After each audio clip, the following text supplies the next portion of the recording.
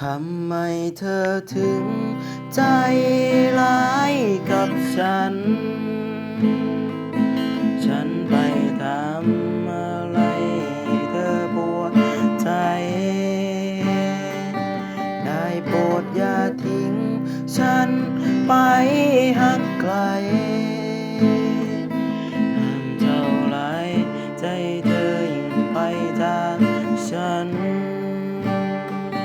บอกตัวเองให้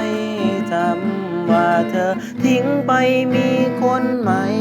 ที่ผ่านมาฉันคงไม่มีค่ามากพอมันเจ็บตรงที่เธอเอาหัวใจ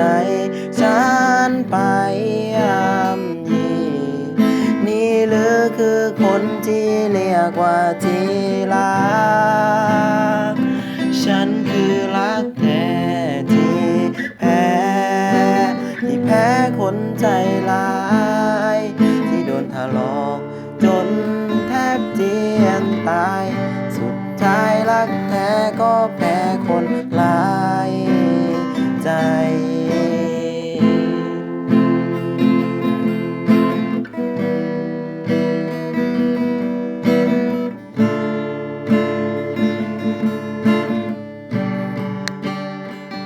แววตาเธอนั้น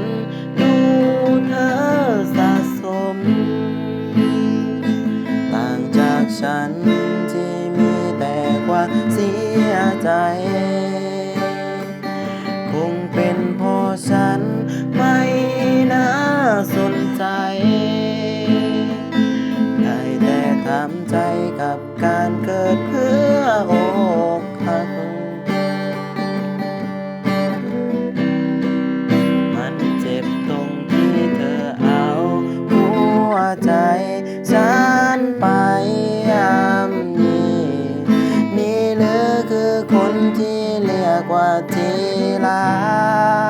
กฉันคือรักแท้ที่แพ้คนใจร้ายที่โดนถลอกจนแทบเจียนตายสุดท้ายรักแท้ก็แพ้คนร้ายใจมันเจ็บตรงที่เธอเอาหัวใจฉันไปย่ำยีนี่หรือคือคนที่เรียกว่าที่รักฉันคือรักแท้ที่แพ้คนใจร้ายที่โดนถลอกจนแทบเจียนตายสุดท้ายรักแท้ก็แพ้คนร้ายใจ